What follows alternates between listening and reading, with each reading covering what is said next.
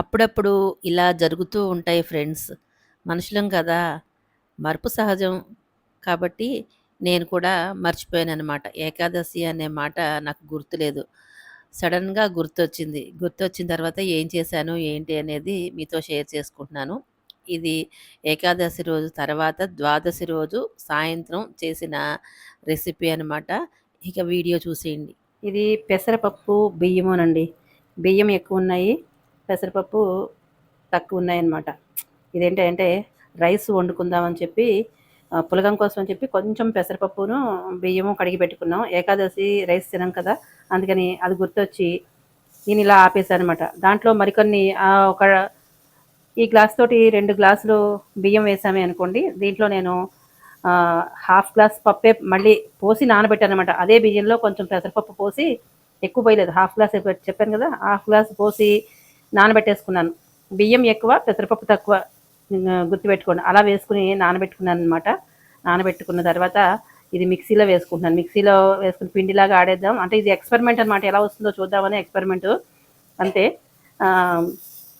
So దీంట్లో మామూలుగా పెసరట్లులాగే కొంచెం జీలకర్ర, ఒక్క ఎండుమిరపకాయ, ఇదిగోండి పచ్చిమిరపకాయలు, అలాగే తర్వాత ఇంకేం వేసాను, అల్లం వేసేసి ఇవన్నీ మెత్తగా పిండిలాగా మిక్సీ పట్టేసుకుంటా. కొంచెం నీళ్లు పోసుకుని మొత్తం దోశల పిండి మాదిరిగా వేసేసుకోండి. మరి పలుచగా వద్దు. నేను కొంచెం ఇందులో ఇంగువ కూడా వేసానండోయ్. పిండి పట్టుకుని వస్తా చూపిస్తా. ఇదిగోండి పిండి ఇలా వేసుకోవడం అయింది చూసారా.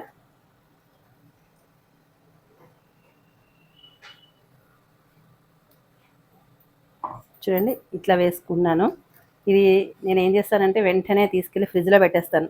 సాయంత్రం మాకు నైట్ టిఫిన్లు తింటాం కాబట్టి ఆ టిఫిన్లు సాయంత్రం చేస్తానన్నమాట. ఇంతే. ఈ పిండి మాత్రం ఇలా వేసుకున్నాను. మరి గట్టిగా వస్తుందో ఎలా వస్తుందో చూద్దాము.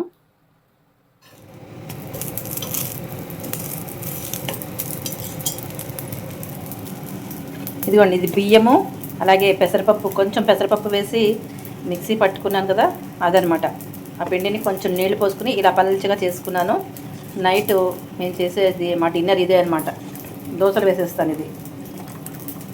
అలా నానబెట్టిన బియ్యం ఇలా దోశల పిండి అయిందనమాట. చెప్పాను కదా, ఇది ఇంట్లో అల్లము, పచ్చిమిరపకాయలు, జీలకర్ర అన్నీ వేసుకుని మిక్సీ పట్టుకున్నాను. ఉప్పు కూడా కలిపేసేసుకోండి. దీంట్లో సోడా అది ఏం అవసరం లేదు. దోశలు వేసేటప్పుడు సోడా అవసరం లేదు. ఇదిగోండి ఇది దోశ కాలిపోయింది, తీసేద్దాం.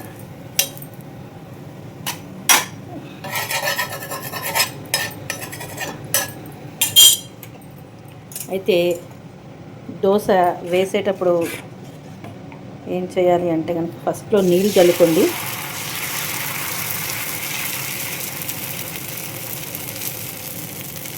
ఇవ్వండి కొంచెం ఆయిల్ వేసేసి ఇది మూత పెట్టేయాలి. ఇలా మూత పెట్టకుండా చేస్తే ఎలా వస్తుంది అంటే కనుక ఇదిగోండి పైన అంతా బాగుందా. మూత పెట్టకుండా ఉంటే కనుక ఇదిగోండి ఇలా పిండి పిండిలాగా వచ్చేస్తుంది చూసారా. నేను ఫస్ట్ దోశకి మూత పెట్టలేదు కాబట్టి ఇలా తెల్ల తెల్లగా ఇట్లా ఉంటుందన్నమాట. మూత పెట్టామే అనుకోండి, చూడండి ఇలా మొత్తం తెల్లగా లేకుండా చక్కగా క్రిస్పీగా దోశ బాగుంటుంది. బియ్యం ఎక్కువ, పెసరపప్పు తక్కువ ఇలా వేసుకుంటే కనుక కరకరలాడుతూ దోశ చాలా బాగా వస్తుంది. మూత పెట్టకపోతే మాత్రం ఇలాగే వస్తుందండి. ఇదనమాట. ఇప్పుడు ఈ మూత పెట్టాం కదా, ఎలా ఉందో చూపిస్తాను. ఇది చూసారా చక్కగా ఆ మూత పెట్టినప్పుడు ఆవిరికి మొత్తం అంతా ఇట్లా తెల్ల తెల్లగా లేకుండా చక్కగా కుక్ అయినట్టు వస్తుంది అనమాట మంచిగా. అయితే ఒక 2 అట్లు వేసిన తర్వాత నీళ్లు జల్లుకోవాలి పెనం మీద. అది మీ అందరికీ తెలుసు, కానీ నేను ఇప్పుడు జల్లలేదు. 3 అట్లు వేసాను కానీ జల్లలేదు. జల్లితే చక్కగా వస్తుంది. లేదు అంటే కనుక కొంచెం ఇట్లా కొంచెం నొక్కి పెట్టి తీయాలి. ఇదిగోండి. ఇంకా తిప్పినప్పుడు ఆయిల్ అవసరం లేదు, వెంటనే కాలిపోతుంది. ఇది రుచి మాత్రం సూపర్గా ఉంటుందండి. ఇంగు వేసుకోండి, చాలా బాగుంటుంది, సూపర్గా ఉంటుంది. ఇంగు వేస్తేనే రుచి అనమాట. చూడండి కాలిపోయింది. తీసేద్దాం, దీన్ని ఇలా పెట్టేద్దాం. మళ్ళా ఇప్పుడు కొంచెం నీళ్లు పోసి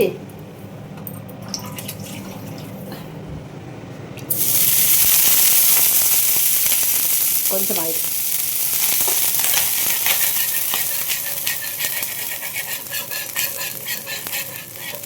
ఇలా వేస్తే అట్టు చక్కగా వస్తుందండి.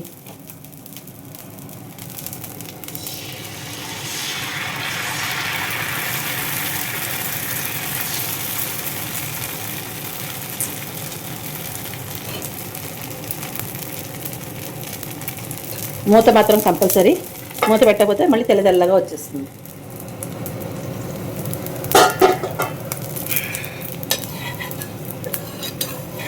చూసారా, ఇలా ఈజీగా వచ్చేస్తుంది అనమాట. ఇంతేనండి, చాలా సింపుల్గా చేసుకోవచ్చు. ఒకవేళ బియ్యం కడిగేసి అయ్యో ఈరోజు మనం అన్నం వండుకోకూడదు, ఏ ఏకాదశి వచ్చిందనుకోండి, రైస్ తినాం కదా, ఏ గోధుమ తింటాం కాబట్టి, అలాంటప్పుడు మర్చిపోయిన అలాగా బియ్యం కడిగేసి పెట్టుకున్నారే అనుకోండి, ఆ బియ్యాన్ని అలా ఉంచేసేయండి. కొంచెం ఒక గుప్పుడు పెసరపప్పు వేసేసుకుని నానబెట్టేసుకుని బాగా ఒక 4 గంటలు నానిన తర్వాత చక్కగా ఇలా నేను చేసినట్టు అట్లు వేసేసుకోండి. సూపర్గా ఉంటాయి, చాలా బాగుంటాయి. పెసరట్ల కంటే అద్దరిపోతుంది అనమాట. ఇవ్వండి, ఇంకొక అట్టు కూడా వేసేస్తాను.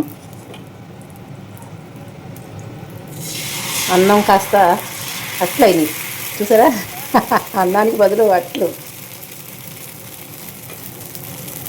అంతే ఫ్రెండ్స్, మనకి ఆలోచిస్తూ ఉంటే మనకి ఐడియాలు తన్నుకుంటూ వచ్చేస్తూ ఉంటాయి అన్నమాట. ఇంట్లో పని చేసే వాళ్ళకి ఎవరికైనా సరే ఇలాగే ఐడియాలు వస్తూ ఉంటాయి ఫ్రెండ్స్.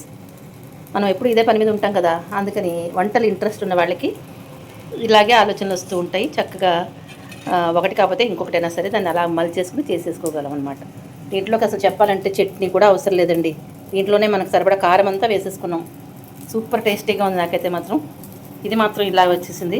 ఇక పక్క నుంచి తినేస్తాం, ఇదంతా కొంచెం తీసేస్తాం. ఇంతే, మీకు చూపించాలని నేను అలా చేశాను అనమాట. మూత పెడితే ఎలా ఉంటుంది, మూత పెట్టకుండా ఎలా ఉంటుంది మీకు తెలియాలి కదా ఫ్రెండ్స్. చూసారా, ఇప్పుడు 2-3 అట్లు వేసుకున్న తర్వాత చక్కగా నీళ్లు జల్లుకుని పెట్టుకుంటే ఈ దోశలు అనేది ఇలా చక్కగా వచ్చేస్తాయి అనమాట. నచ్చిందా మరి? నచ్చితే లైక్ చేసి సబ్స్క్రైబ్ చేసేయండి, అలాగే ఫాలో కూడా చేసేయండి. ఇలాంటి మంచి మంచి టిప్స్ అన్నీ కూడా నేను చెప్తూనే ఉంటాను. మీరు అవన్నీ పాటించి ఎలా కుదిరాయో మీకు నాకు కామెంట్లో తెలియజేయండి, సరేనా? ఇదిగోండి, అయిపోయింది, చక్కగా కాలిపోయింది. చాలా తొందరగా కాలిపోతుంది ఫ్రెండ్స్, చెప్తున్నాను కదా.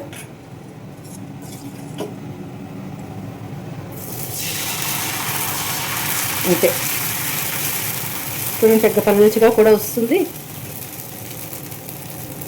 కొంచెం ఆయిల్ వేసేసి మూత పెట్టేయడమే.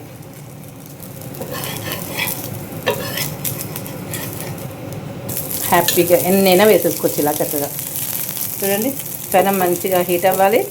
అలానే ఎక్కువ హీట్ అయిపోయినా కూడా దోశ సరిగా రాదండి. అది ఎక్కువ హీట్ అయిపోయినప్పుడు మనం లో ఫ్లేమ్లో పెట్టుకోవాలి, తక్కువగా ఉన్నప్పుడు కొంచెం మంట పెంచుకోవాలి.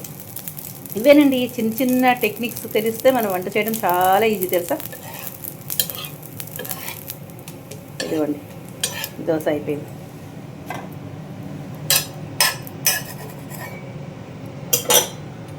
ఇంకొక దోశ వేద్దాం. ఇట్లా వేస్తుంటే ఎన్నైనా అలా వేయాలనిపిస్తుంది. బాగా వస్తున్నాయి కదా, అందుకని మంచిగా ఇంట్రెస్టింగ్గా వేయాలనిపిస్తుంది.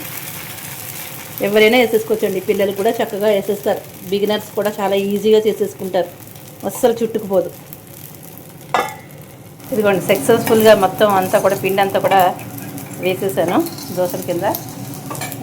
ఇదిగోండి, ఫైనల్గా ఇది కూడా అయిపోయింది. ఒక పెద్ద దోశ వచ్చింది చివరిలోది, ఇది కూడా వేసేసాను. స్టవ్ ఆపేసుకుని ఇది ఇక్కడ పెట్టేసుకుందాం. నచ్చినట్లయితే లైక్, షేర్, సబ్స్క్రైబ్ చేసేయండి, అలాగే ఫాలో కూడా చేసేయండి.